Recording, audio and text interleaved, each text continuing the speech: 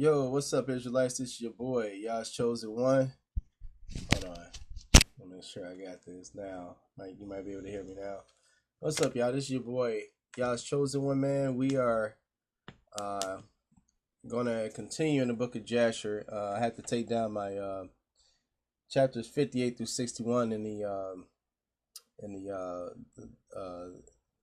Rise of the White Man series because I guess the audio was messed up or something. So I'll finish that series another time, but I'm gonna keep pushing, man, this book of Jasher and get it up to pace with my Bible. Because the next time the Jasher coincides with the Bible, I think it's chapter 67. So I'm gonna try to push to chapter 67 today. That's the goal, and I hope you guys enjoyed your Passover this week. All right, in chapter 62 in the book of Jasher. In that year, being the 79th year of the Israelites going down to Egypt, died Reuben, the son of Jacob, in the land of Egypt. Now Reuben was 125 years old when he died, and they put him into a coffin, and he was given into the hands of his children. And in the 80th year died his brother Dan. He was 120 years at his death, and he was also put into a coffin and given to the hands of his children. Now you see how old Reuben was, 125 years. So I think about Genesis and the flood wasn't about the age you can become when you die. That was the amount of time that the Most High gave them the right to get right with Him. And they gave him 120 years. And in that year died Cushem, king of Edom. And after he reigned, Hadad, the son of Bedad, for 35 years. And in the 81st year died Issachar, the son of Jacob, in Egypt. And Issachar was 122 years old at his death.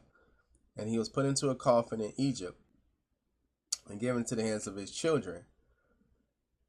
And in the 82nd year died Asher, his brother. He was 123 years old at his death, and he was placed in a coffin in Egypt and given into the hands of his children. So we're starting to see that the tribes are starting to fall off, or the patriarchs of the tribe are starting to fall out. So, and it came to pass in the 84th year, that is the 50th year of the reign of Hadad, son of Bedad, king of Edom, that Hadad assembled all the children of Esau, and he got his whole army in readiness, about 400,000 men, and he directed his way to the land of Moab, and he went to fight with Moab and to make them tributary to him. So we see here Esau, getting his people together and fighting against the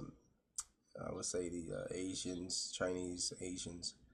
And the children of Moab heard this thing, and they were very much afraid, and they sent to the children of Midian to assist them in the fighting with Hadad, son of Bedad, king of Edom.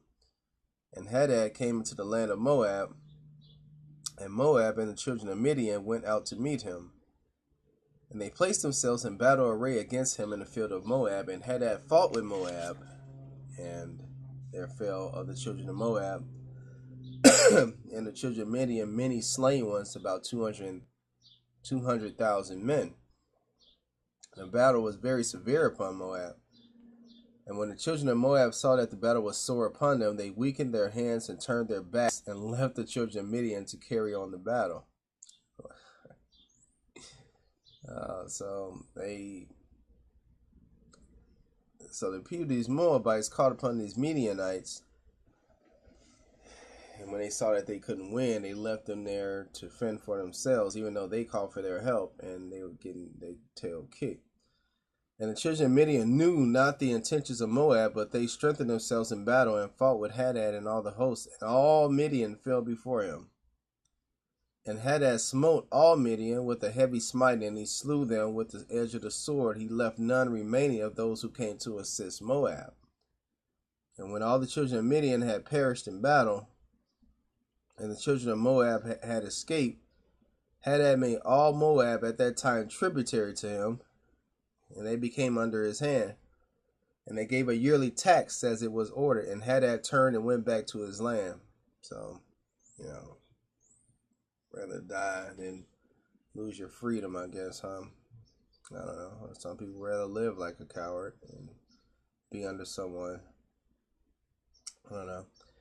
And at the revolution of the year, when the rest of the people of Midian that were in the land heard that all their brethren had fallen in battle with Hadad for the sake of Moab, because the children of Moab had turned their backs in battle and left Midian to fight.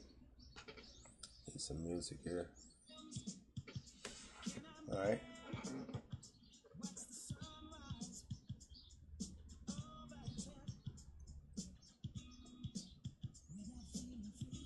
Then 5 of the princes of Midian resolved with the rest of their brethren who remained in their land to fight with Moab to avenge the cause of their brethren.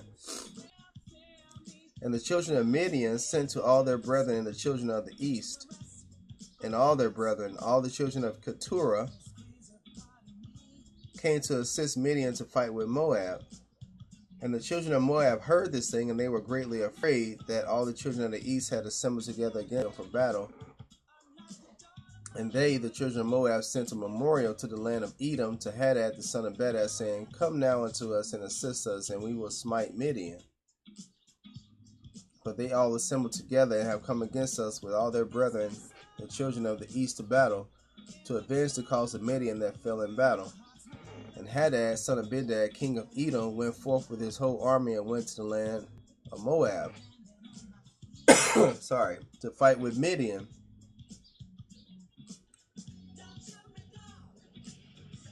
For they all, And Midian and the children of the east fought with Moab in the field of Moab, and the battle was very fierce between them.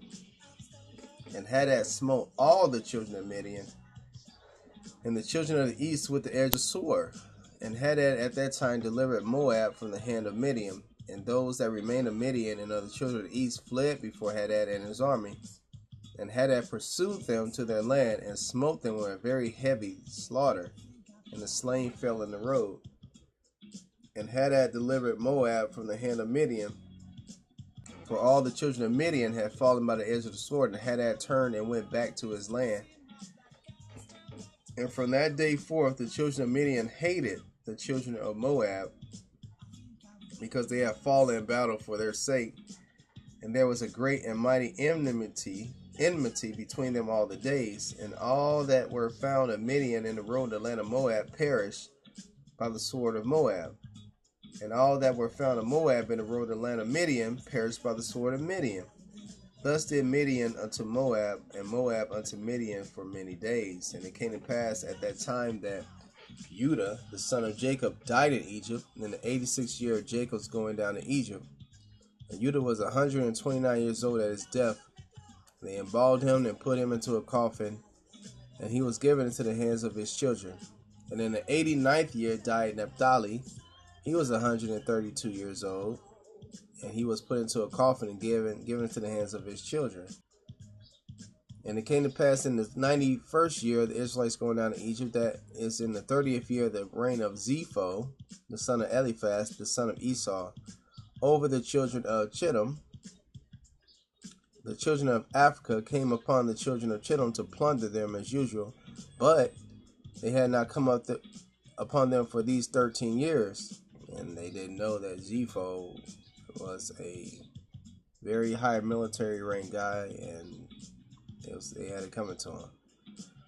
And they came to them in that year, and Zepho, the son of Eliphaz, went out to them with some of his men and smote them desperately.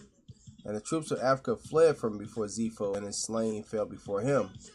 And Zepho and his men pursued them, going on and smiting them until they were near unto Africa. And Angeas, king of Africa, heard the thing which Zepho had done, and it vexed him exceedingly. And Angeas was afraid of Zepho all the days. So there we have it. We see the Midianites and Moabites going at it, and we see Zepho establishing himself in Africa and Asia. Well, pretty much in Asia, and what is to be known as Europe, because he was already in Italia. So, you see him establishing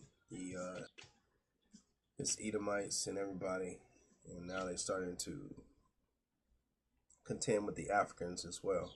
All right, hope you guys enjoyed that lesson. We'll get back with you guys on chapter 63 in the book of Jasher. Shalom.